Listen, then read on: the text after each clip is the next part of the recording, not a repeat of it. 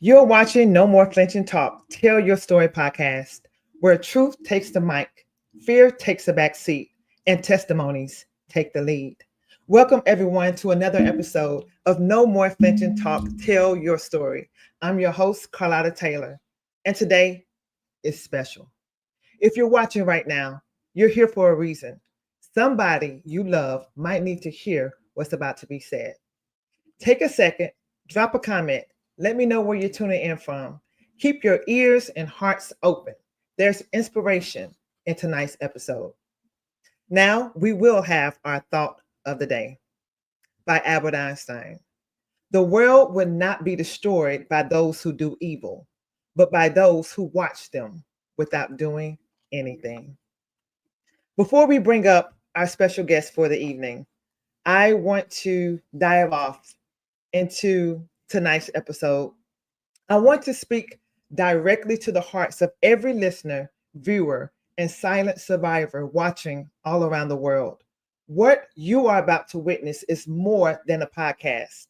This is a moment in history, a digital footprint, a cry carved into time, one that will echo until justice answers back. Tonight, we open the mic for voices that have carried grief, strength, and resolve all at once.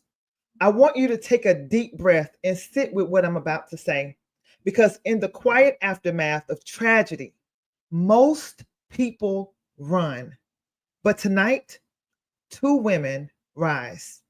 The first is Amecia Simon, a mother, a woman who has faced the unthinkable, a woman who, though grieving, has chosen to appear, not to rehash pain, but to preserve her daughter's dignity, to show the world that silence will not have the final say.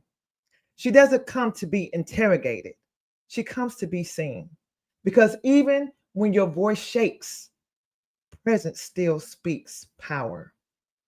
And standing beside her is a force of light, a sister, a warrior, someone you'll come to know simply as Angie, but whose voice tonight will thunder across oceans.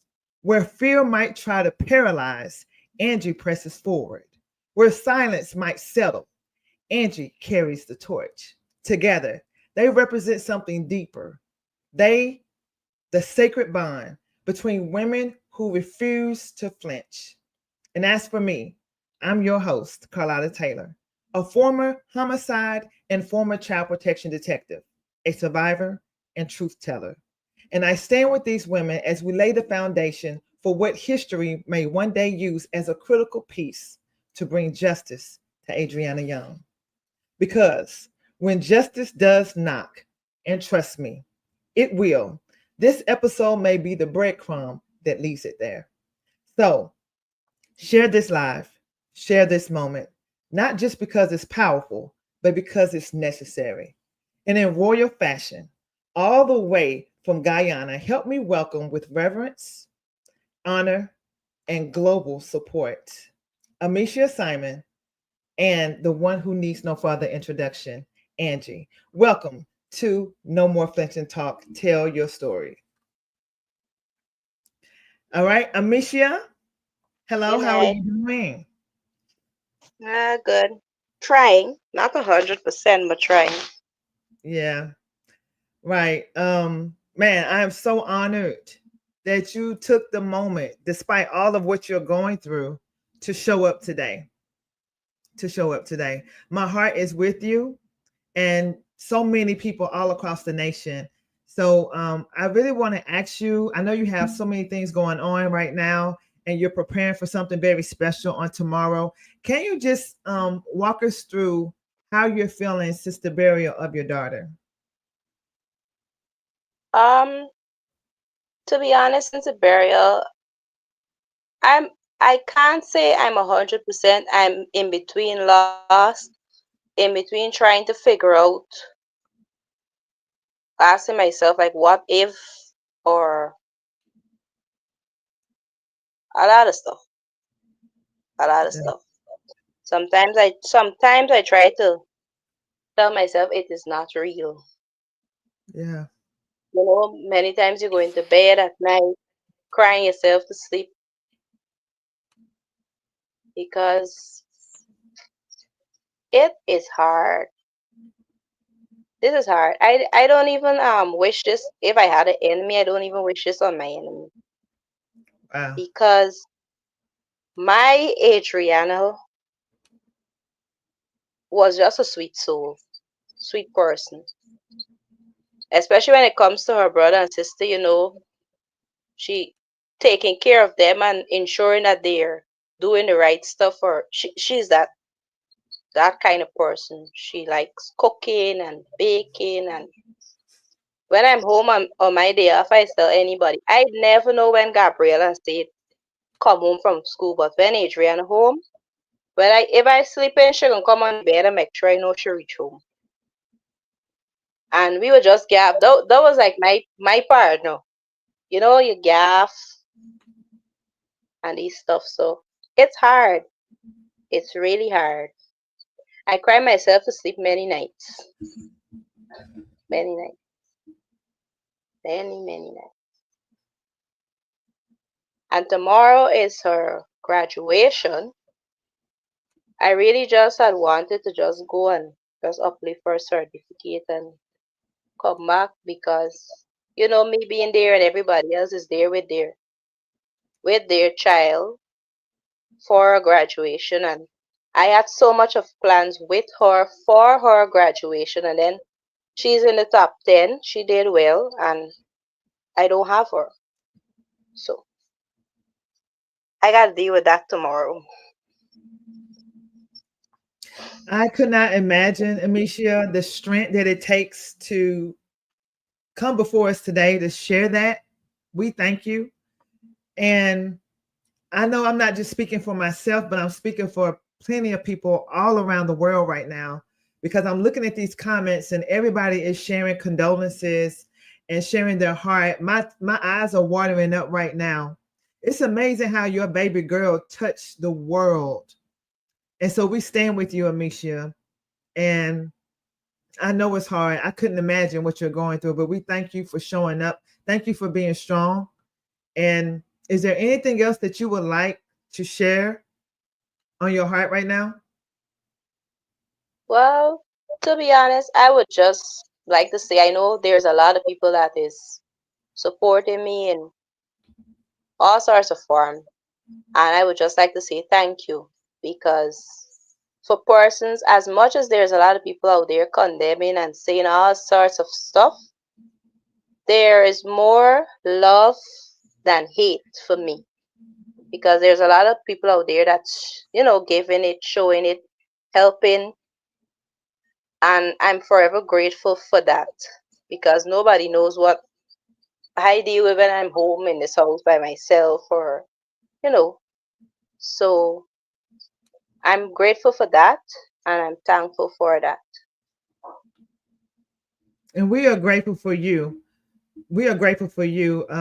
As I shared with you, I believe it was either yesterday or before, maybe, about how this whole situation came to me in a dream in 2023. I have prophetic dreams, and it's really unreal because I remember the night it happened. It was 3:30 in the morning, and I wept. I did not know who it was about. And I know that there's a reason that you're here today on this platform. So if you're listening, just make sure you tune in and make sure you stay the course of this broadcast because we're going to get into some things as soon as we excuse Amecia because she's already going through a lot. We do not want to badger her. But as we stated, there is a very important person who is on this broadcast right now, and right now they will be voice only. Okay, it's somebody very special. As a matter of fact, Amecia, before you leave, I want you to do two things for me. Okay, I want Okay. you to one, I want you to tell me what is no more flinching mean to you and how does that show up in your life? Because no more flinching is the foundation of this entire platform. And secondly, I would like for you to tell us how dear Angie is to you so the people can know the connection. Okay. So, Yeah, well, uh, Yes. Well, I'm grateful to be a part of the No More Flinching. Uh, it at first, I try to control my emotions, but I'm glad that I'm able to say whatever little I can about my Adriana. And for Angie, she's like a God sent angel for us. Left alone. We haven't known her. If it wasn't for Adriana and this whole situation we're going through, so lots of love from her and support and yeah. Yes, thank you so much, Amecia. Both of you all are amazing women. I've enjoyed our dialogues and conversations over the last few days. I'm so grateful that we decided to come forward with this. And I know, like I said, I know it was not easy. None of this is easy, but thank you for standing strong. We stand with you, Amecia. And Yeah. I hope you can feel that. So when you go back and you catch the replay, I want you to look at all of these comments, these beautiful, amazing comments of people rooting and sharing their love for you and their support. Okay. Anything, do Yeah. you have any final thoughts before I excuse you from this broadcast and we dive into this case? Um, I would just encourage people to pray for my family. Pray with us that justice will be served someday for my daughter because she didn't deserve any of this. She didn't deserve Mm. any of this. No, she did not. She absolutely did not. And I stand with you. We all stand with you. Yeah. Amecia, thank you for coming on. And listen, a virtual hug right now, a virtual hug I'm giving you right now. And hopefully one day I might have the opportunity to see you one day. But like Michelle April, she said in the comments, we love you, Amecia, and we are praying for you and your family. I stand with that. I stand with that.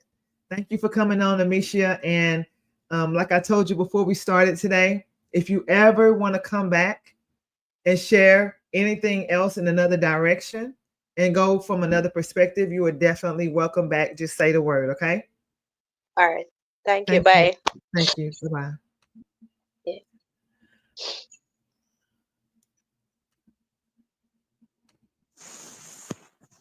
All right. So before we take this into another direction, before I bring Angie to the forefront, before we dive off into this case, okay, let me just make this very, very clear.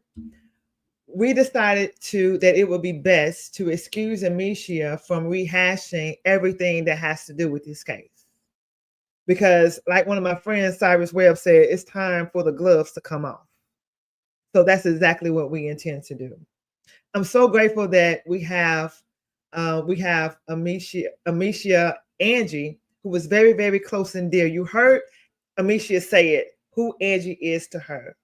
Very, very powerful. So we're getting ready to go into what happened on April 23rd and before. But before I unmute Angie, I want to set the stage just a little bit when it comes to the double day. I want to draw your attention to something deeper, something chilling. Double day, the name alone carries weight. But have you ever heard of an eerie double day? It's a psychological phenomenon where something familiar appears. It's duplicated, but it's twisted, like reality fractured, like a doppelganger of the day you thought you were living. It's unsettling, mysterious, and often signals that something's very wrong beneath the surface. Stay with me. That's what we're dealing here with right now. The Doubleday Hotel, known by many locals as a place that you wouldn't dare take your children, became the last known location of 11-year-old Adriana Younge. But this wasn't just a hotel visit. What happened here has the makings of a carefully orchestrated setup. And tonight, we unpack it all. Let's define double day, a term with no common meaning until you feel it. With paired with eerie, it speaks of duplication cloaked in discomfort, a place where something was made to look normal but never was. Locally, people warn others don't take your child to double day. Why not? What did they know? Who ignored the warnings? Now ask yourself, who orchestrated Adriana's presence there? So at this time, I'm going to unmute Angie. And Angie, we're just going to start from the top and then we'll go through different parts of the day, things that we want to discuss. And let's just start from how did Adriana, the best of your knowledge, even get to the Doubleday Hotel that day? Okay, hi, good evening, Carleta. Thank you for having me. Good evening and welcome. I'm so glad you're here. Oh, likewise, thank you. First of all, I was told by Amecia and Sir Brian. Sir Brian mom had asked for the children to go out with her. That was after Easter. However, Sir Brian denied. He did not want the children to go. He was not feeling well on that day. Amecia was already at work. So even though Sir Brian denied, his mother in return turned and called Amecia while she was at work, asking her if it's okay. She would like the children to come with her. They're going out for, she said, at a beach. She said the children can walk with change of clothing in case if they go swimming. So Amecia did not know that the mother had already asked Sir Brian, and he said no. So Amecia told her, okay, sure, you know, let them go ahead. Um, However, at no point in time did the mother, Sir Brian mother, ever mention to Amecia that she was going to take these children to the Doubleday Hotel. If she had mentioned that, Amecia was going to tell her no, knowing the fact that they all living across the river there. They all know the history of Doubleday Hotel. She was not going to be okay with that. But now that everything happened, we all now clearly aware that the mother, when she asked for these children to go by her, the that is straight where she took them. She lied about when to the first place and the pool was expensive. It was expensive to go in. That was a lie. So it was directly Doubleday Hotel. She was going with these kids and she had known that all along. Wow. And I know what you're saying is actual factual. It's not hearsay because Amecia also made that very clear to me. Thank you, Angie, for clearing that up in case there was any confusion about the presence of Adriana being at the Doubleday Hotel. It was never permitted. It was never approved. As a matter of fact, it was denied. Yet she still wound up at the Doubleday against her parents' wishes. Wow. All right, Angie, what's next? Talk to us about what's next or the biggest thing that sticks out to you in this case. Oh wow, I don't know where to begin. It's a lot of things sticks out to me. Let's start from the top. Let's kind of start from the top of the day. We know now we just, unpacked how Adriana got to the Doubleday, right? By some trickery, because it's just what it is, trickery. If a parent tells you, do not take my child there, and then you go to another parent to get approval, and the parent does not know what's going on with the other, then you're intentionally putting that child in harm's way because you've already had a no, right? So now Correct. let's get to the Doubleday and let's start at the top of the day and just kind of walk through the day on whatever points that you would feel comfortable with sharing. Okay, what sticks out to me? First and foremost, if you're going to take someone, child or children, first of all, I must say this: it is sad that this grandmother took three children and only returned two. That alone in itself is heartbreaking. Now, you take these children there as a grandmother. Your duty is to protect these children, whether or not they can or cannot swim. In a case with Adriana, I want to make it clear, Adriana is a swimmer. She could have swim, right? So for the fact that we are hearing about drowning, that's wrong. I'm going to start from the beginning of what sticks out to me really. Now, there is a child went missing in an establishment. The police has been called in. The first thing that is mind bothering, when Sabrina was called to the hotel, his mother, as he arrived there, his mother came past him with a police officer and entered the building. The mother never said at any time, oh, let me stop and say, let my son know I'm sorry, or run to him, hug him, cry. Oh, a true grandmother will be tearing up. A grandmother will be like going to her son, like distraught, like, I'm sorry, my son. Oh my God, I can't find your daughter. Take him in the building with you. Why you and the police officer alone? You're passing your son like when someone pass exam, like you don't even know who he is, and you enter the building with this police officer. Mind you, this is this man's child. Mm. You enter the building. The police officers, they were there to protect the building, not looking at the fact, well, we are dealing with a missing person here. And when we speak of missing person, we are speaking of a child, not an adult, a child. Right. It was business as usual. At one point, someone even pulled a gun at Sir Brian.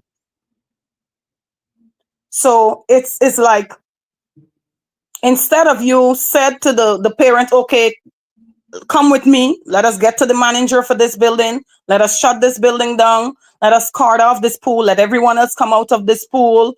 By the pool, always have a pool stick. There was a swimming instructor there.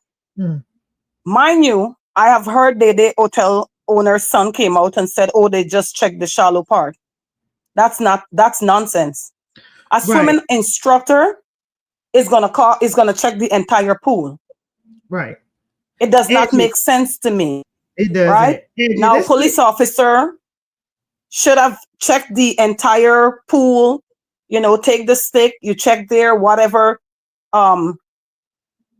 He claimed that when the mother said to the instructor that Adriana can swim, the instructor said, okay, no time for search the pool if the child can swim. Now, if the picture that you're pointing there, as a grandmother, look how many family members are there. Right. You took Adriana, not only Adriana, you took her brother, you took her sister, you took other children with you all. Why are you turning your back? And I'm going to go a little further and judge a little here. You had already know what was going on. So you already present yourself in a way, in case if it happened, to say, oh, I was sitting in this direction. I didn't see. And so, Angie, one moment, I'm gonna interject right here. So even not knowing anyone in this picture, okay, the minute I saw this image, my very first thoughts when I first saw it, someone asked me to take a look at this case due to my experience as a former homicide and child protection detective, and the very first thing that I noticed was that any mother, any grandmother, any mother figure, any babysitter for that matter, who has children that they're watching or monitoring or brought with them at a pool, right, would not simply at any point in time turn their back on those babies, even if they don't even know those children. So that was very alarming, and you're very right That was one of the first things that anyone with a pair of eyes would be able to notice. And especially the time, because if I'm not mistaken, the time of this photograph is near closely to the time that Adriana went missing. Correct. But if you look at the picture closely, the person in the blue, Sobrian mom, that was sitting, she was facing where the children were at in the pool. So if the grandmother did not see, somebody see something. Somebody saw something. Why didn't they, all the entire family who was there? Because we're not looking about family anymore. We're looking at the loss, a death of a child. Absolutely. Absolutely. And I am definitely seeing the same thing that you're seeing when it comes to that. That is, there's no way around somebody saw something. Now, walk us through basically what happened next. I know that there is footage out there. Someone was asking about, has anyone seen Adriana? She's now missing. And then you had already spoke about it earlier about how the parents were on their way to the Doubleday, and the grandmother is walking in with police showing no sympathy that the child has been lost. Correct. And Not only that, even to Sobrian aunt, mother and other family members before Sobrian got there. There were persons who already told Amecia had already called some of her workmates and colleagues to go there before she got there. And they all overheard Sobrian mother and other family members saying if Sobrian come and started to behave stupid, they're gonna put a sound trashing on him. Now make it make sense. Y'all cannot find this man child. You expect him to come? to calm down, no. There, it should be very highly understood that there is no calm down when your child is missing at the very place that she went missing. Correct. So, Also, there was Doubleday hotel owner's son was standing outside of the pool with a phone in his hand, a towel over his shoulder. My assumption of when I saw Adriana came out of the pool and her face had that discoloration, my assumption was that apparently the towel that he had over his shoulder, at the back of that towel, had some form of chemical, chlorine or some sort. So when she was called out by Stefan, and I'm not going to say allegedly, because the child said she heard and saw when Stefan called Adriana out of the pool. So when she was called, when Adriana was called out and led by Stefan to our killer, maybe that's what he put over her face to block her out.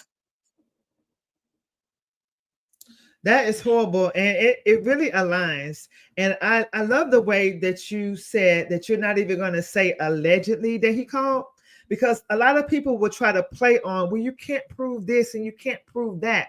When you have a baby and a child, a teenager who is asked a question, what did you see? That child had no incentive to fabricate a story. So as soon as that baby, to my research and knowledge, as soon as that baby released that Stefan was the one who beckoned Adriana to come to him. And I stated in one of my earlier videos, when I first put eyes on the case, I could tell that she had been lured by somebody. Unfortunately, that person that she was lured by was her own family. And then pops a gag order by way of the grandmama immediately afterwards. Can you tell us more about that? Okay, well, she can't pop the gag order any longer because the woman is in custody of her child now. So she cannot pop the gag order any longer. So let's see where that goes. However, there was a secret meeting, and if this has been was thoroughly investigated, the police was gonna know there was a secret meeting between Stefan, his Sobrian mom, and the lady with the broad gray hat. that was there that was trying to chant over Adriana's body the day before the incident. Now, after the incident, Mr. Stefan went into the car as he was saying, like confused. He was so confused. And God have a way of exposing people because I did not see a gun to his head. I did not see a knife at his throat, but these are words verbatim from Stefan. First, he was saying, pretending in the car as, oh, so Brian's daughter went missing, my little cousin went missing, and we can't even find a body. Now, excuse me, we are talking about a missing person. What type of a body are you talking about? Did you know that there was going to be a body? Now, Angie, while you're right there, let's go ahead and take like a little intermission, and let's play this video. If you would, audience, turn your attention to this. It's a very quick video. It's less than 30 seconds, but we're gonna play it and then we're gonna expound on that. One moment. Little cousin get carried away. We know if she get kidnapped or what really going on with she, Jay. So Brian, my cousin, that says 1:30 today. She disappeared. Up to now, we ain't finding she. We ain't finding she body or nothing. We ain't finding she body or nothing. We ain't finding she.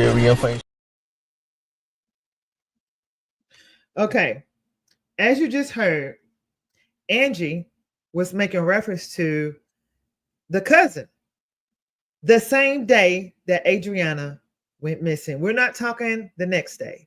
We're talking the exact same day. He's saying we didn't find a body or nothing. So what doesn't make sense is that you are already advanced. It's like you're ahead of yourself.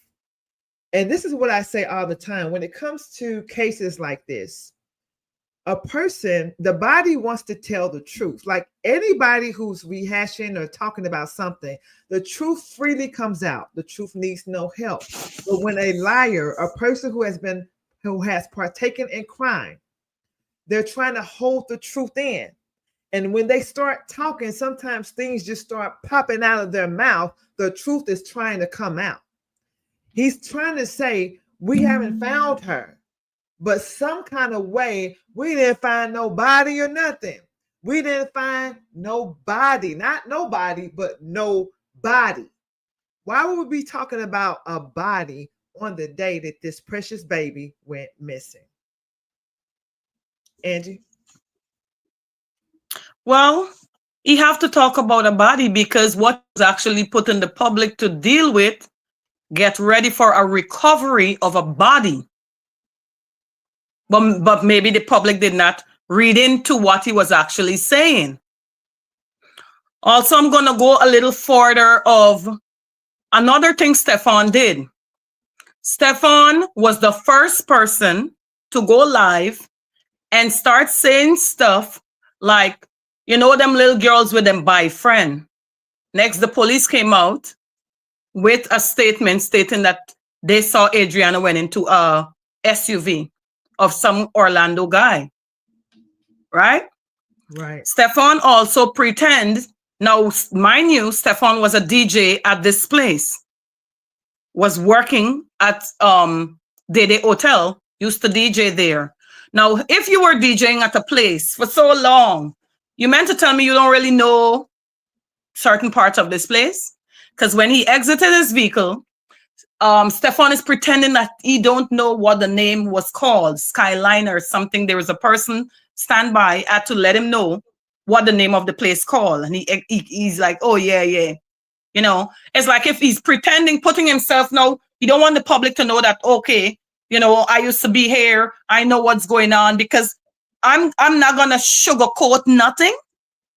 But Stefan was working there before. Stefan know the hotel owner's son personally. He knows what this family does personally. So whatever bargain does got to make before a country sell. That's what we normally send the Caribbean. Right? Now, he had to know This man apparently said, oh, maybe we need a sacrifice, because there's a calendar that was found with how many more sacrificial work they had wanted to get done. So he is claiming that, oh, we need, not claim, sorry, probably the hotel owner said to him, we need an 11-year-old virgin to sacrifice whatever. And the fittest person, Stefan, decided to choose to give Adriana. She's 11 and she was a virgin, right? Now, when the crowd was there was a blue suitcase that was about to exit the building. Who was close up to that suitcase? All the family members were away. Now, if you were that close and you saw a police officer does not have on his body camera, let's just give him the benefit of the doubt that he did not saw that at the moment. You cannot tell me he did not saw when the man was putting on that body camera back on to ask question, officer, why did you do that? Why did you take off your body camera? Or say something, right? Why didn't he say something to that man? Why didn't he draw attention and say, excuse me, what's in the blue suitcase? I need to see what's in the blue suitcase. Nothing, did not draw attention. All he stood there, and if you see that video, you will see his body language. Body language speaks a lot. You could see Stefan was in cold sweat, right? Stefan is like wiping his forehead, wiping his arms on his palm. So let me guess. Was it Adriana in that suitcase? Because it was a big enough suitcase to hold a body of a child. And was Stefan the person to get rid of that body? In case if he has been flying the road with speed and any police officer stopped him, all he can simply say, oh, my cousin missing at the hotel I'm trying to see because the police said she went with Orlando. I'm going in search of Orlando. Why didn't you say anything about that suitcase? Why were you so close? Another thing that really mind-bothering to me is the fact of when Stefan decided to say, everything is so confused right now. We have to make it and put it and fix it and make it look like a crime.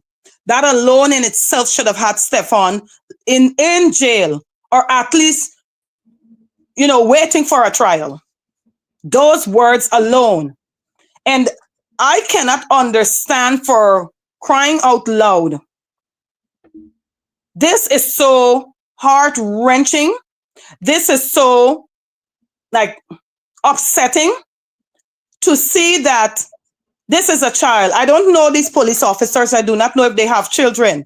But I would like to ask the viewers to just imagine in your mind for a second that you are outside. Place these parents in your shoes. You are outside. The law is supposed to be to serve and protect. And here you're outside of a building.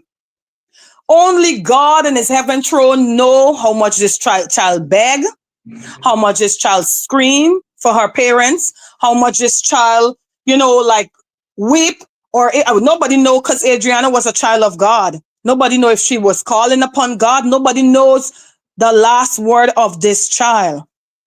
What was supposed to turn out to be a day of fun, turned out to be a day of horror that Adriana brains or our memories cannot share it with us. What had transpired. But just imagine or fathom for a second that you're outside of the building. Have you ever go into a hospital and stand there and they have this live machine on a person and you're watching at the monitor and you know what you're seeing and hearing on that monitor, that as that line kept going down, as that song kept ticking, and no more recovery for that, your loved one on that bed. Just imagine that you're outside of a building and here your child is inside of a building. You're that close, but yet so far.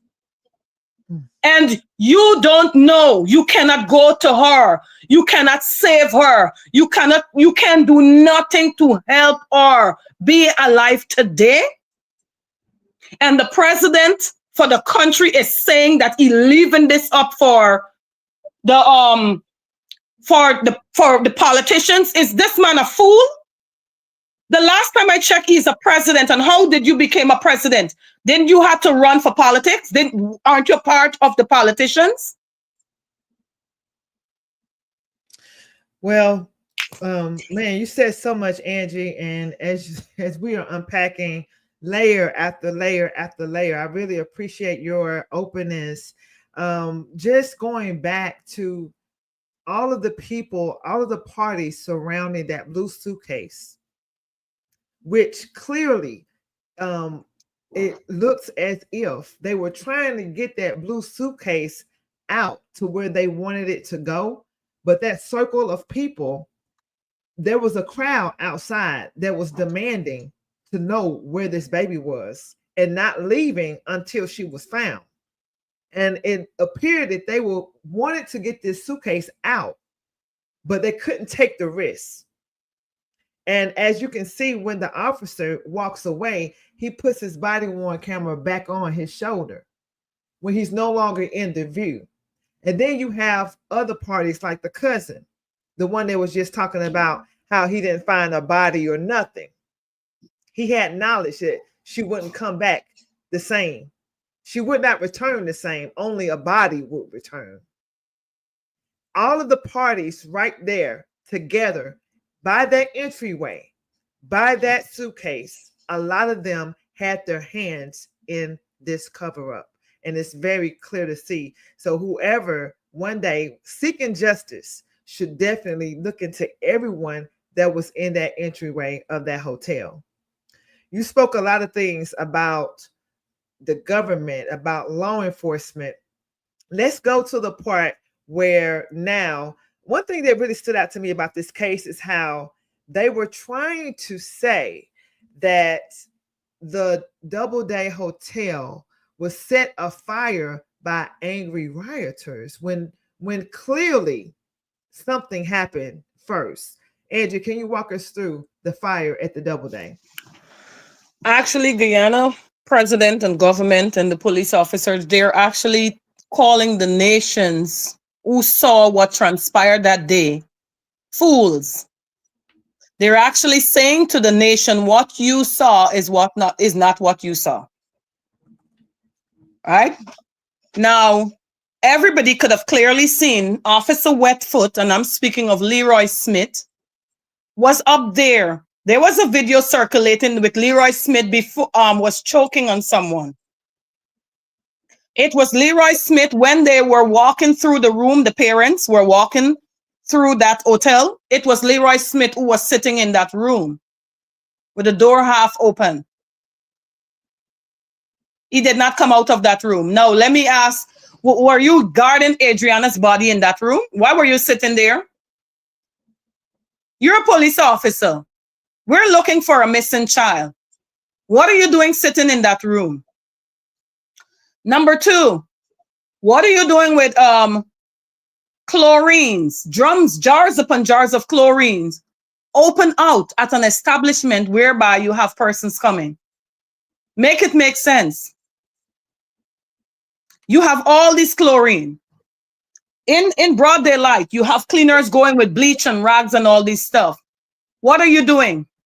That room was the room, because if you really search, I don't know, but the parents, they could have vouched, is that if you go to the washroom, there's a secret entrance that leads to that room.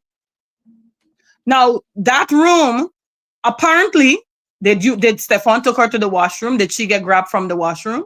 Where did she get grabbed from? Was it that room y'all had her body in?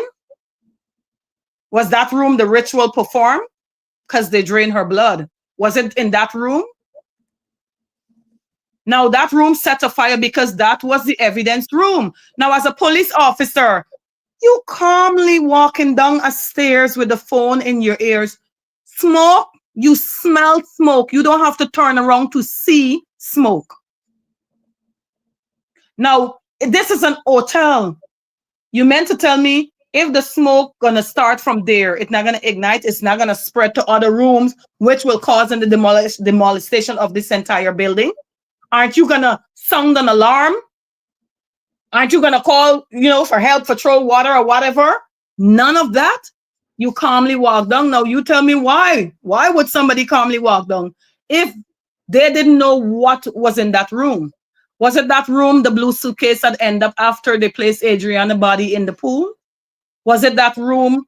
A lot of things they did to Adriana and the evidence were clearly there, even though they tried to have the cleaners who were going with the chlorine and stuff to clean that room. Was there spot that they did not, help to get? Did Adriana scratched? Because I heard of scratch mark from the Doubleday Hotel owner's son, and that is why Guyana government they decided to do a DNA test. Now, if you didn't do anything, if they didn't see anything, why did they want a DNA test from you? If the child drowned, and I don't know how much you know about drowning, but when a female drowned and they float up, they float face upward with their arms stretched wide out to the two sides. Their mouth open. Yes. If a male drowned, he comes right up and his face downward in the water. Like, how you tell me, make it make sense. How can a child that drowned in the water, found in the water, in an upright position, just slouch over? When the father brought her out, her mouth was tightly shut. And if you had seen the video, Adriana did give her dad her last hug. Now, when Sir Brian jumped into the water to get her out, her arms went around him. Her head went tilt back a little bit. And no way a body that is in rigor mortis state does those things. I grew up by the seaside. I saw persons drowned. From a little child growing up, I always see persons drowned. I never saw that. Now, for the main reason her body was so lifeless, and I don't really know much about, because I'm not a pathologist, but I'm talking from my own experience of what I saw. If that child body was so flimsy, like it could have still moved in different parts, she was not stiff as yet, that tells me that child did not die long. Now, as a police officer, before Adriana's body was found, there were a group of police officers came like a tactical squad, and they distracted the crowd away from the pool, because where the crowd was standing, they could have seen anybody place anybody in the pool. There were also about 4 to 5 police officers walk alongside of the building of Doubleday Hotel, went around at the back. It was not long after that occurred. Somebody shout, "Look the girl here." Now, if it's police officer alone in the building, it's early in the morning. Everybody went home who was having fun at the hotel, who was swimming. Everybody went home. Critics, the Guyana, I wouldn't call him critics. I would call him Guyana witch list, because he's a witch with a bunch of lists of persons that he are targeting.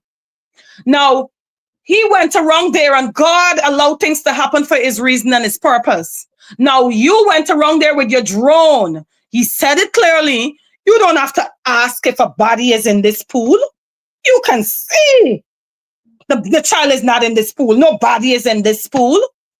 But then a couple weeks after, you're claiming that, oh, the pool was foggy.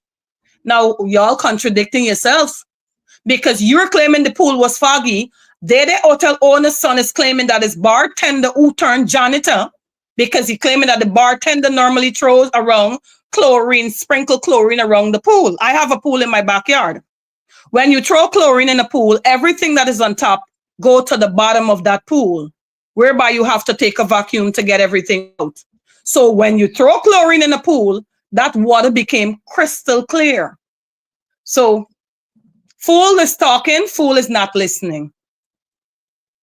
Right. So, man, you said so much again, Angie. It's just startling. One of the first things, after, when you first look at the images and you're first getting introduced to the case, you just feel sadness, right? I felt so much sadness and cried so many nights I couldn't count. But after you start to look at it, when I looked at her picture, and I won't show it just so I don't want to be too gruesome, and I don't want to mess anybody's hearts up. But one of the things that's startling to me is in order to drown, Angie and audience, you must inhale the water in a pool through your nose or through your mouth. There's only two ways that you can drown when it comes to authentic drowning. But this baby had her nose was plugged with cotton wool. Her mouth was fixed shut. Now, I'm no pathologist either, but I have seen a few autopsies and I have worked a few cases. Pardon me, I have solved a few murder cases and I have solved a few cold cases, right? Now, I'm no superstar in that area of a pathologist, but anybody can research what way your mouth gets lockjaw in a position however you pass, right? If you check out in a certain way, if you're gasping for air because you're drowning, that means something, your airways are open, right? So if your mouth was open at the time that you checked out, your mouth is going to be open at the time they discover your body, right? So her mouth had to be closed, shut at the time she was no longer alive. And her nose was stuffed, but a body has been placed and delivered back into a pool, and you want to wrap it up and say she drowned. That is just making, I mean, come on. I don't know, how do you expect anyone to believe that? Moving forward, Angie, walk us through the next few things that happened in the case. The fact that Leroy Smith, the police officer, took all of the camera equipment away. That's mind-blowing. Now, I don't know what's going on with the Guyana police force. However, that they should have already been charged. You have an establishment where persons are coming from all over the globe to come to your establishment with children, and you do not have a lifeguard. That's number one.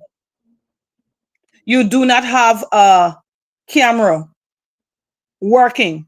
Now, I have camera all over my home. There's two things happen with camera. If it damaged, you replaced it. If it's dead, if it's one that you just have to be charged, you charge it up. I never heard of like servicing camera. Why are we servicing camera? What part of the camera deserves servicing? When you can go and pick up a camera, set anywhere and replace it back. But unfortunately, a few days prior to that incident, someone stole something, but the set camera could have captured that. They could have gone to those set camera to find what was stolen. However, you could not have go to this camera to find a body. And if you look at the history of Doubleday Hotel, whenever a body is placed in the pool, unfortunately, the camera does not work on that day. How convenient.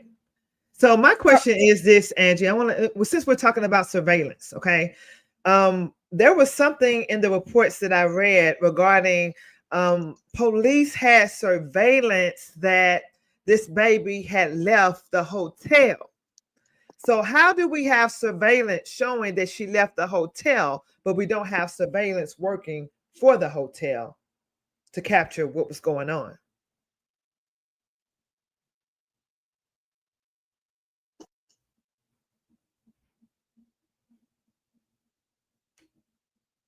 Hello? Yes, Angie, are you there? Your camera would stick for a second. Sorry. Okay. Let me repeat myself. So I read in reports that it was stated that there was surveillance at the hotel, like the police had surveillance showing that this baby had left the Doubleday with someone else, right? But there was no working surveillance and cameras working of the actual facility. How does that work? How do we have surveillance showing that she left, but all of a sudden when it comes to the location, now there's no surveillance? When you're accustomed to tell a lie, you got to remember your last word, right? Oh, yeah. That part. because the parents are still yet to see the video of their baby left that hotel. Mm. The officer was just talking. You know, he didn't open his phone to show anybody. The only time his phone is open is when somebody call him. Who kept calling you? Mm. And it is sad. And this alone could tell you what else could have went down in Guyana, and innocent persons went to prison for it. Hadn't the parents, hadn't God spoke to Sir Brian Hart and told him to stay there? Hadn't God spoke to Sir Brian and he telling the crowd, I ain't moving from here. My daughter is right there. I have a gut feelings. She is right. That's a connection with a father and a child. Yes. That alone to just show and tell how strong the bond between the two of them were. For him not to move from there. Now, hadn't they stood the course, that suitcase, because if you check how her body went, you could have told they fold her up in that suitcase. So she leave there, like in that stage, how they had her in the pool. Hadn't they found her there, you wasn't gonna hear anything, because our body was gonna find somewhere, because Stefan would have been the designated driver. And it is sad. And it is sad to see that here this country is locking up persons when they're standing in solidarity. I'm not calling that protest. They're supporting that family. So are you becoming a dictatorship government so slowly because of this crime? You did a thing so fast, you catch persons, and I'm not knocking judges because I have judges friends and stuff. I'm not knocking judges, but come on. Aren't you supposed to be an independent body? If somebody bring a person before you, don't just throw them in jail right away. Look at all the aspect. It's a distraction, it's a tactic, and it's a form of fear, driving fear into the nation. So I dare you to speak out, because this is what's going to happen to you if you speak out. Mm. But I honestly wish they had more like me. Because if you ain't kill me, I am going to continue to speak. Mm. Because when I came on this earth, God put me here with potential. I am going to speak regardless of what. You can hold a gun to my head. Once you pull the trigger and blow it out, I am going to speak and speak the truth. Persons have to stop looking at, oh, I'm fearful of what this one said. They can't lock everybody up. You have to stand up. Moreover, this is a time we are going into election season in Guyana. You have to stand up. You have to let your voice be heard. Remind this nation of what transpired under this government. Because the oil that Guyana have, and I'm not straying from the topic, I am just saying the oil that Guyana have, they don't care how many blood have to be shed. They're not going to come out. Campaign. Remind them of Adriana alone. Look at the Henry boys. Look at the two young men up Linden. The grandmother, let me come back to this matter. The grandmother never, ever went to Sir Brian, who is her son, and Amecia, and said, I am sorry. Just that much.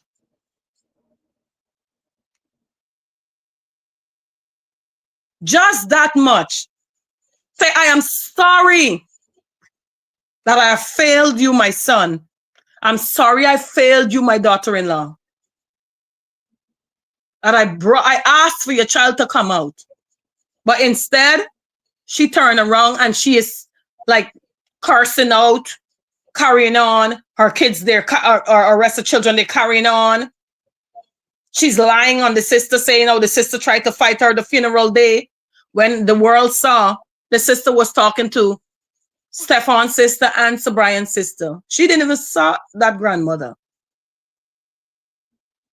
Then they're going out saying one time the cousin, the best friend, sorry, of Sir Brian went out is claiming that, oh, Sir Brian take money from the Day hotel owner.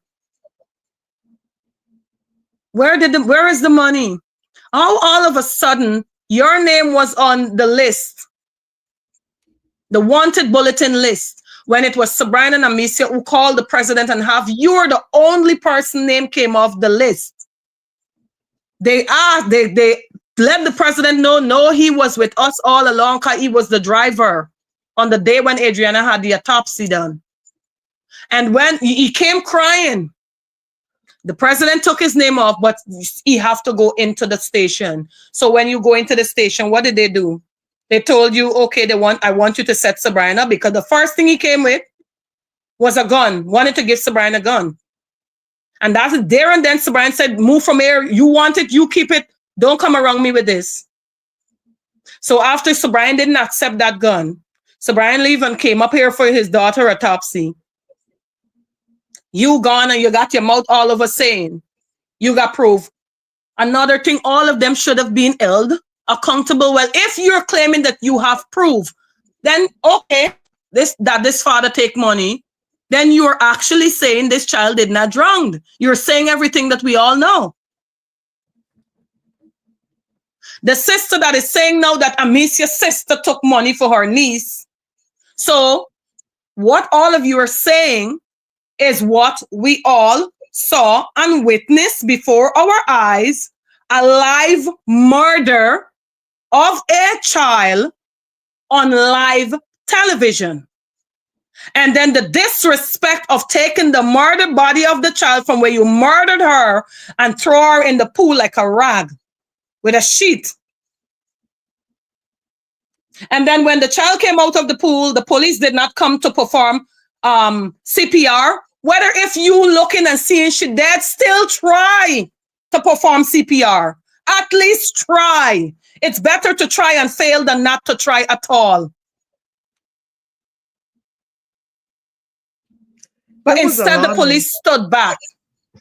Yeah, it was alarming.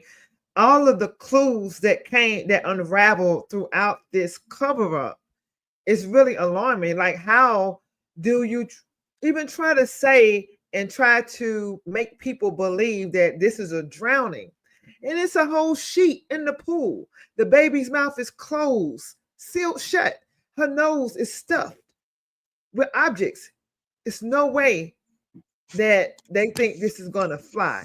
I'm so grateful, Angie, that you are speaking out right now. And I'm so grateful that we are going and pulling back the layers right now. It's mind-boggling.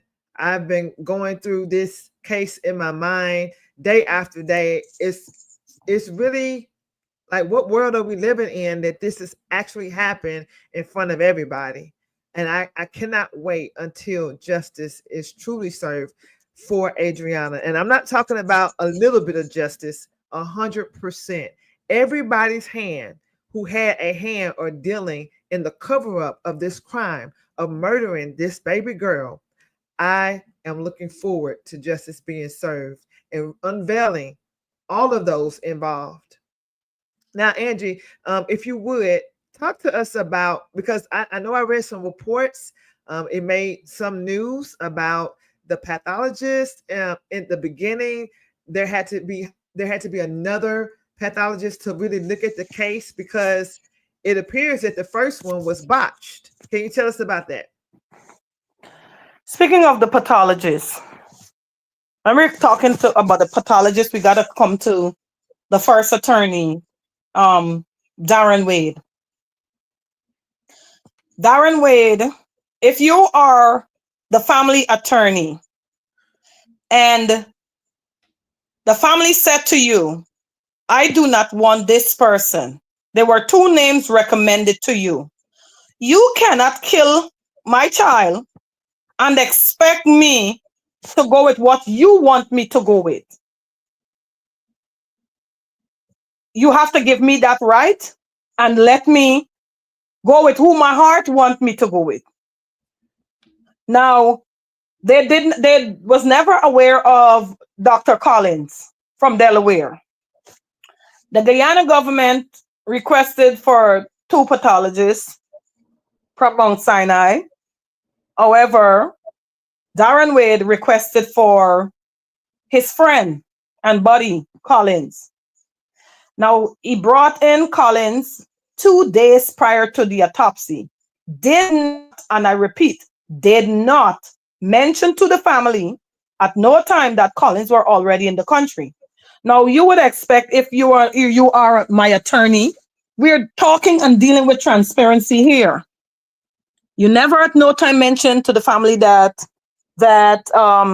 this pathologist is in the country. Let us sit down and talk for a minute, or let us have a press briefing, a press conference before whatever is transparency we're looking for. The world saw the murder of this child already, so everything else needs to be out there. You know, um, when Amecia they came up here for the second autopsy, Amecia was trying to get on to Dr. Collins because there were some questions. There are questions more than answers. However, they called along with one of Amecia's cousins. They tried to call his office and he was not answering them. He just answered the cousin, but the fearing him, like he didn't want to talk much with the cousin. He didn't want to answer their number every time they called. So by I'm living here in the US, Amecia asked me if it's okay, I can call this number for her and add her to the call. I called, I got the secretary first, who then was kind of shaky herself, telling me to give her my information and she's going to have him call me back. However, when he did call me back, and I'm speaking of Dr. Collins, when Dr. Collins did call me back, Dr. Collins called me from a private number. I did not appreciate that because I'm not here to threaten you. The parents want to talk to you. I am calling you from my personal number. I didn't block my number. Why are you blocking your number? I already have your number. So what sense you blocking your number? Anyway, he talked with me a little bit. He didn't want to talk to the mothers. I'm telling him, I don't want to talk to you without the mother. Is it okay if I could put the mother on the call? Whatever. Since he heard the mother name, he is like, he's going crazy. Like when somebody guilty of knowing that, oh my God, I am the reason why everything the way it is right now because of it stems from me and this attorney. So it's like you can't face the mother. You can tell and sense the guiltiness in him. I asked him to speak to Dr. Todd. He is going more crazy by just airing the name alone. The way he's saying, no. It's like if somebody fearful for their life. I did put the mother on the call. No, he did call back. Sorry. He hung up and said he's going to call me back. He's got to go and come out from this meeting and he's going to call me back. When he did call me back, he called me back with open number. I add the mother to the call. The mother began to ask him a few questions. As she began to cry, oh my Lord, it's like I am reliving just that moment that I witnessed on that day. As the mother is asking him questions, this man is going crazy and shouting to the top of his voice, he wants to speak to me. Please, I don't want to speak to the mother. I don't want to speak to the mother. I want to speak to you. Now, I became fearful because I'm like, this ain't no ordinary case. Why you want to get me wrapped up by only want to speak to me alone? You're not going to go and say what I did not say. So I said to him, as the mother is saying, yes, you can go ahead, Angie, and speak to him. I said on the phone, I said, for me to speak to you, I would have to record you and play everything for the mother to hear. I am not going to speak to you alone. He never disagreed. He never said, do not record me. I called on my daughter while he was rattling off his mouth. The mother gave me the go ahead to talk with him. Dr. Collins was rattling his mouth and saying a lot of things that I will not say on the air. As my daughter bring the recorder, I said to him, I said, I got the recorder. I'm now turning it on. And as he continued talking, my first question that I asked him, please, okay, can you be honest with me? Because I called you with my correct number. I gave you my correct name. And I'm dealing with honesty, and I started to bring in God because I'm not going to do nothing without God. And I started to, like let him know that at the end of the day, when it's all said and done, we all have to speak to God about what we did on this earth. I went off to let him know about, is a saying that I always said: when you die, there are two numbers on your casket. One is the date of birth, a dash, and the date of death. God is only responsible for the date of birth and the date of death. However, the dash that you see between those two numbers is what you have to answer to God for in how you spend those dash. And as I started to talk to him, he broke down and he started to say to me, I'm going to be honest with you. I lied to my workplace. I didn't let them know where I was going. I let them know I just need a 2 days for an important business meeting and with a family. And I went to Guyana. Darren Way took me. He paid for everything for me. He paid for the hotel for me. And he began to let me know everything. And he began to say to me that I am still fearful. I'm so fearful for my life. You don't know. I'm fearful for my life. So I'm questionable. I'm like, you're an American citizen? He said, yeah. Well, why? Why you ask? I said, because you're an American citizen. You're back on American soil. There is nothing they can do to you. I said, what is more important to you? You hiding or covering up for a friend? Or for we come after you and sue you? Because there's where it's going to end up if you don't come out and tell the truth. I said, and I'm not saying we're suing you. I'm just saying something to you now. Which is more important? All the years that you went to college and study, or you holding a lie for a friend? I said, you choose. Choices that you make in life, it determines your future from here onward out. And as I start talking to him, he was talking to the point where he started to say, speaking about, he saw a piece of cotton wool. And when I cautioned him, it's like if he's like, no, I didn't mean cotton wool. No, did I say that? I didn't say that. Like he kind of like started trying to gather himself back to get himself back on track with what he was saying to me. And there's other stuff that he went on saying. But all in all, this family, not only was their trusts were betrayed and murdered by the Guyana police force, the grandmother, the cousin, all the other members of the family who were there to protect these children. Their trust was also murdered and betrayed by the first attorney, who they had also dearly and give the name as a family attorney.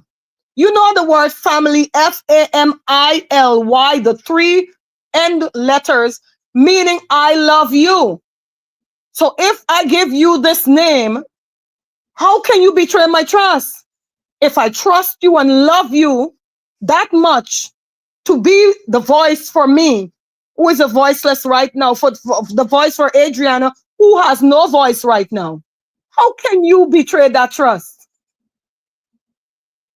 And as a pathologist, how you're claiming now that, you did not go through your job, but at the end of the day, when you leave, you were still employed with Delaware, the state of Delaware.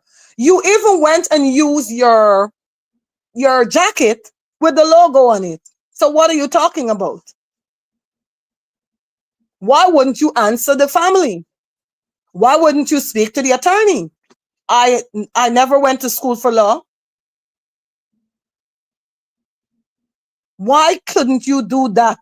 Is that too much to ask for as a mother that lost her child in such a gruesome manner? What these people want you to do? And they're talking about, you mustn't speak.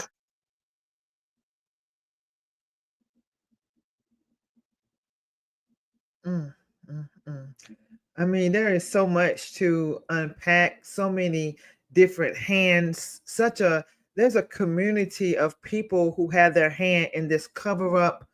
It is truly, truly sad. I want to just say thank you again, Angie, for just helping us pull back the layers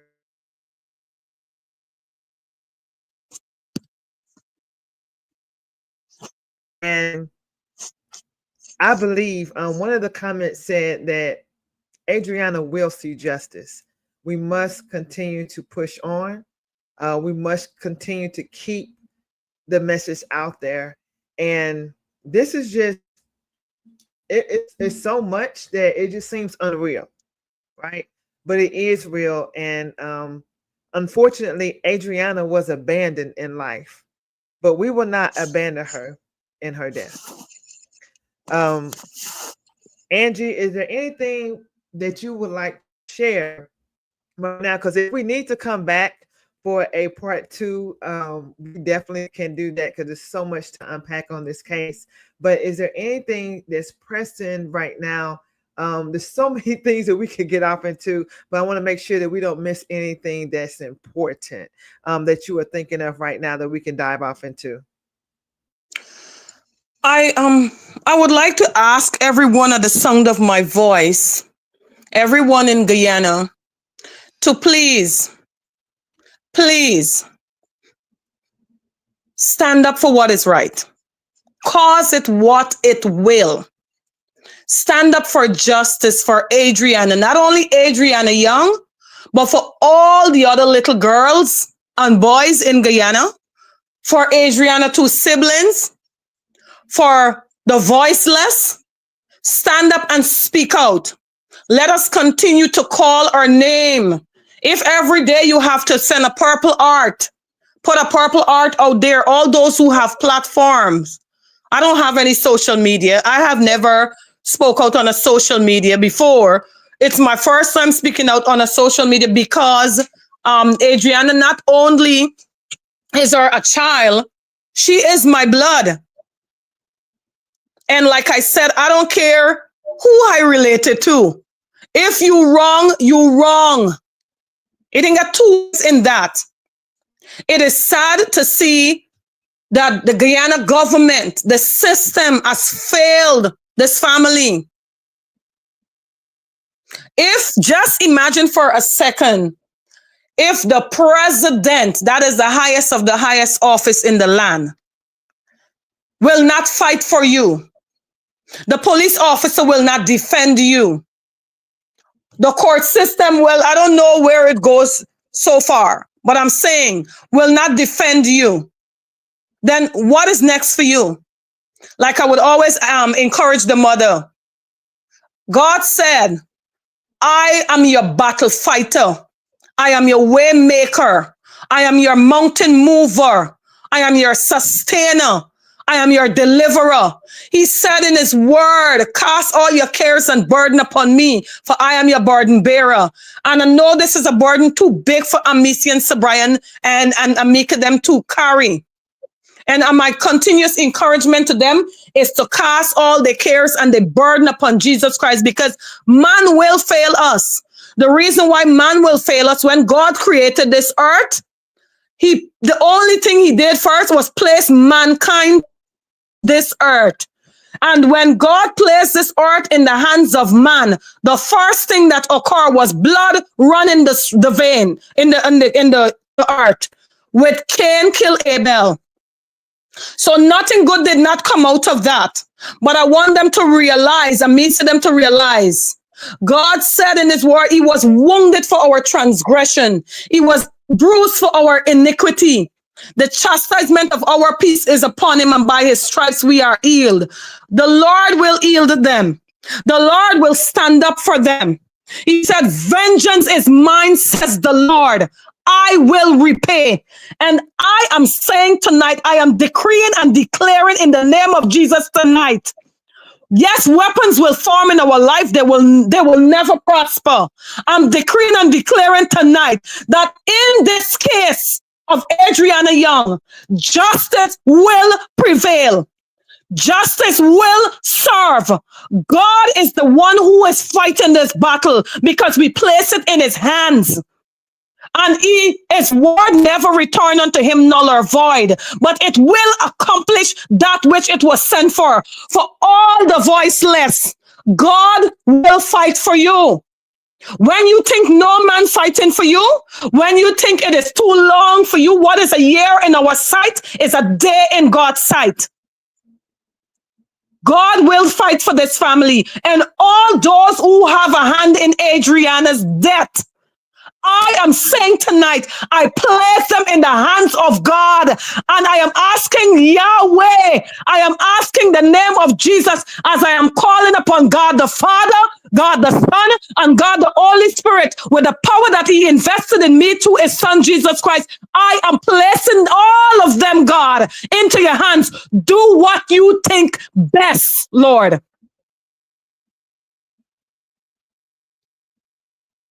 Woo. All right. So I kind of knew we were gonna go there, and I believe it is much needed. There was a prayer that was done by Angie just yesterday before we even came to the live. And I know many of you may not know that what happened yesterday, but I'm sure you can feel the Holy Spirit moving, not just through social media, but everywhere. God allows us to connect. All we have to do is connect here and agree with the prayer, agree with the right thing being done, agree with. All you have to do is just think on these things. God is so powerful. Thank you so much.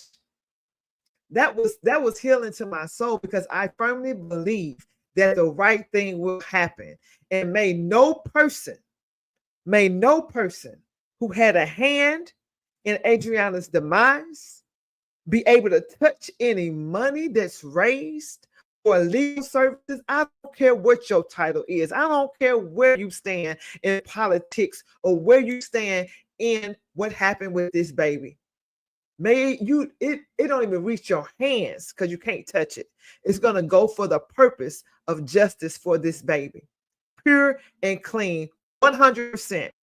See, what I've been noticing, Angie, when I look at this case and I look around, I look to the left and I look to the right. I might not say everything about everything I see, but what I have seen, there are people, Angie, who are flaunting and daunting around like they want justice for Adriana when they only want a little bit of justice, just a teaspoon of justice, where it won't uncover the whole entire truth.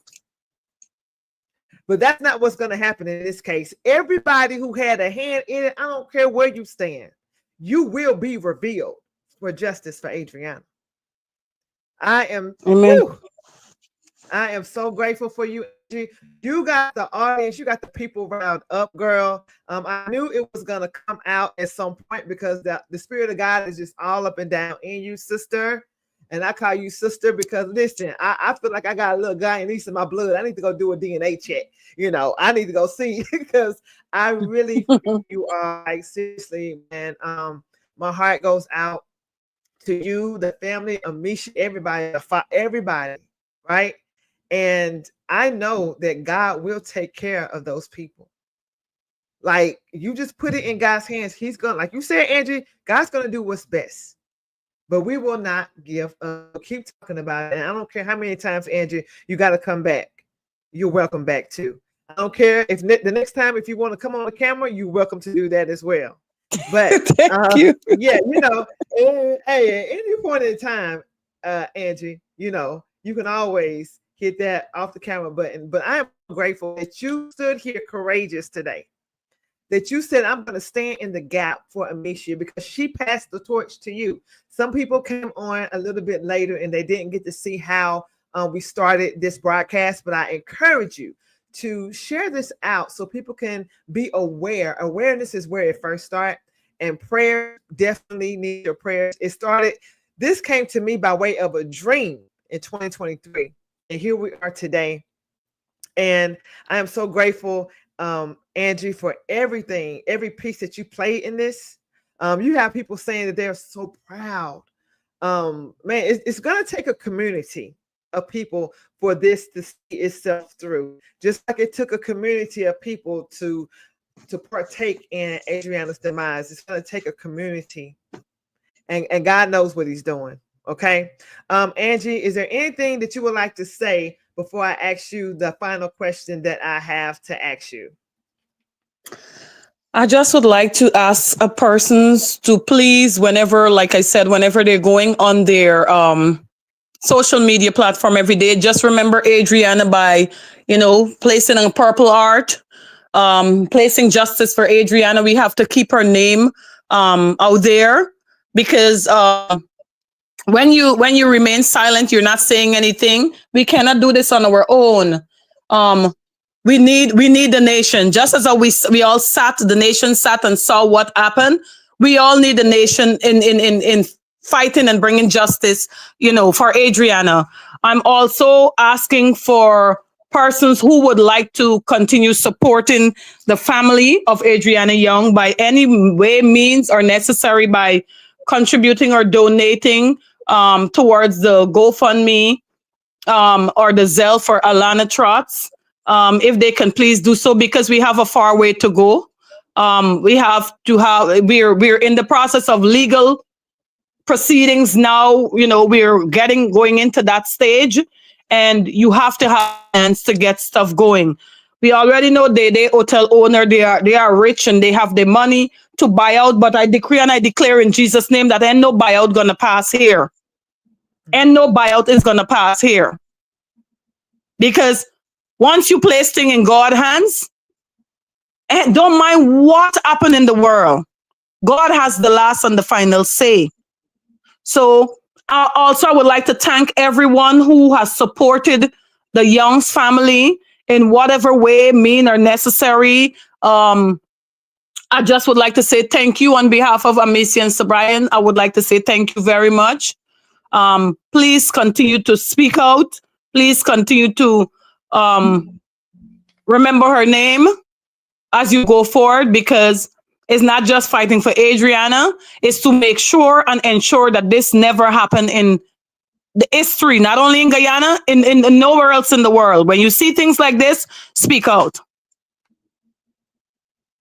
Absolutely. Man, thank you again so much, Angie. You got You're people in the welcome. comments. You got people in the comments saying you gotta come back, Angie. So we'll do a talk about that. Man, this has been amazing because I know it's impactful. And I believe everything that was said tonight. And before you leave us for this time, Angie, if you would, because this is a core to the platform here on No More Flinching Talk, tell us, what does No More Flinching mean to you, and how does that show up in your life? Oh, well, I'm one of the perfect candidate, and I thank God for No More Flinching, because, and persons might hear me speak, and they might hear me speak with authority, because God has placed that authority in me, and ain't nobody gonna dim that. I was a victim myself. I'm a survivor. Thank God for His grace and His mercy that has kept me. And No More Flinching is a platform that gives me that go ahead to know that you are safe to speak out. You have a voice here to speak out. And not only me, any young girl, any person, I'm calling on anyone who has something, an injustice has happened to them. On No More Flinching platform, you're actually saying, you know what? You're not going to silence me. I'm not going to flinch. Don't mind how much you try to hurt me. I'm not going to flinch. I'm going to stood my ground. I'm going to be brave. I'm going to stand up for what is right, and I'm going to speak out. And that is one thing I love No More Flinching platform for, because it makes me feel safe. It makes me feel comfortable. And I'm grateful for you. I thank God for you. And I trust in God that this platform grow, because there are so many victims out there who are afraid, because normally when you're a victim, the abusers and a lot of persons tends to abuse you more. They tend to threaten you. They tend to make you don't want to speak out, like drive so many fear in you. But I'm too old. I fear God, not man. Because at the end of it all, it's not what matters in life, what you achieve, is where your soul end up. So I just thank God for this platform. It's a Mm, voice for the voiceless. come on now.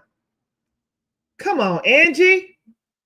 You're gonna have to come back and co-host one of these episodes with me before the season is over. I really love your spirit, Angie. Um, everything that you said, you got people in the comments saying no more flinching now and giving their own definition of it. But no more flinching. Welcome you and Amecia and everyone who has a story to tell with open arms. You really represented this platform amazing. And you are a leader, and I'm sure Adriana right now in the spirit is very proud to call you family. I never heard that ILY in family means I love you. I grew up like in a different way growing up as a little girl. So I used to hate the word family because I didn't understand it to be a loving situation, right? But Angie, hearing you say that family, if I call you family, the last three letters in family are ILY means I love you. Angie, you touched hearts right there with that one. Man, you touched my heart and you restored meaning to the word family for me. So if I call you family, that means way more than I ever thought it would mean. Andrew, thank you so much. Thank you for the definition. Thank you for your time, your energy, your spirit, your prayers. And I know you're going to keep on praying. And once again, we're going to have to figure out how to get you back here, girl, because we are not done, obviously. Thank you for having me. Absolutely. Any final words before you depart today? I just would like to say to everyone, at times you have to put aside the distraction and you have to, there's still voice that normally speaks to each and every one of us. Put aside the distraction and listen to that small voice. When you wake up in the morning, it has to start with your morning. Start by reciting the 23rd Psalm. Start by thanking the Holy Spirit for waking you up to see a new day in your right and your sound mind. Because if we looked and we think about it, a lot of persons die before the new day begins. There's the small things we have to give God praise and thanks for. Moreover, family. We have to thank God for family. We have to thank God and for so many things in life. We also have to start looking at our name. Of name, I'm speaking about NAME, and I'm speaking about persons who have used their name or their name have been used in bad ways. You want when you lived your life and you pass on, you want persons to remember your name. And remembering your name can go a far way. Because if they remember you, if you did something good while you were alive and you dead and gone, that person is going to remember the good that you did, and they're going to do it for your children. Some of you your children would not have to go with any resume to get a job or any of those things, because your name alone has carried so many weight and was respected in society. We have to start looking at our name and the way in which we live our life and the way in which we want our name to be remembered on this earth. Because there are some persons did so many bad things, they're dead and gone, and their name are still creating a havoc to people today. So I wanted everybody at the sound of my voice to just start remembering, how you want your name to be remembered. And love your family. Get closer to your family. Whoever you have aught against, make it right. The Bible tells us that if you're going to pay a tithe at the church and you have an aught against your brother, go back and make it right and then come again. We want persons to remember, stop casting stones, throwing stones at a victim or someone who has been hurt or who is going through. It is not helping that person. Because if you continue to do that and that the person is not strong enough and you cause that person to commit suicide, that God will place that on you. For example, if there is a person posts one bad post on Facebook, God is not judging you for that one bad post. However, if that one bad post created so many impact that caused persons to turn away, let's say if that post was something to do with Jesus Christ, and that post created about 1 million persons to turn away, God will not judge you for that one post. He will judge you for the 1 million persons that that post had impacted.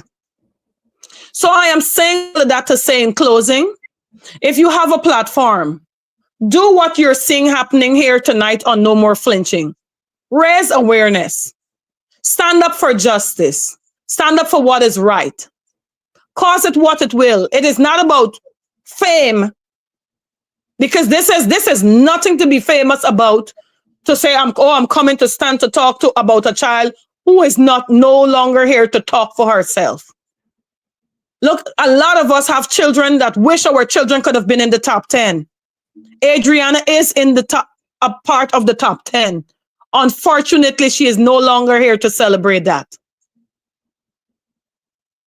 So I am saying that to say, please continue to stand up for justice. All those who have a platform, please use your platform to do something good, not to bash anyone, not to speak negative about anyone, not to pull down anyone. We are our brothers and sisters' keeper. God said, if my people who are called by my name shall humble themselves and pray and seek my face and turn from their wicked ways, then will I hear from heaven. I will forgive their sins. The land that we're living in, the world that we're living in, the time that we're living in is not an easy one. See God and stand still. That's all I have to say. Woo. Well, listen, thank you so much, Angie. Oh, wow. I don't think that Amecia could have passed the torch to anybody to represent this case in Justice for Adriana on this platform, No More Flinching Talk. Tell your story like you just did. I look forward, Angie, to the day that you show the world that beautiful, beautiful, amazing, beautiful smile and eyes and gorgeous, gorgeousness behind the camera. I cannot wait. So hopefully we might get to do that when you come back. All right.